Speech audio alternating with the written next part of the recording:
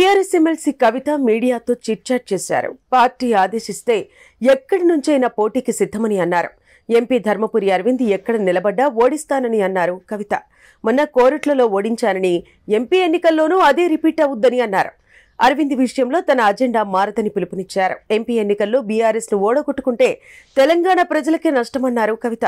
బీఎస్పీతో పొత్తు కేసీఆర్ నిర్ణయమన్న ఆమె, కేసీఆర్ వ్యూహాలు అంత ఈజీగా అర్థం కావన్నారు. సీతక్కకు డిప్యూటీ సీఎం చేస్తామని కాంగ్రెస్ హామీ ఇచ్చిందన్నారు కవిత. హామీ మేరకు మహిళా కోటాలో సీతక్కకు డిప్యూటీ సీఎం ఇవ్వాలని ఆమె డిమాండ్ చేశారు.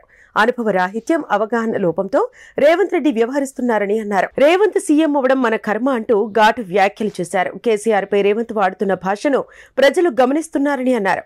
లిక్కర్ కేసును టీవీ సీరియల్లా లాగుతున్నారని అసహనం వ్యక్తం చేశారు.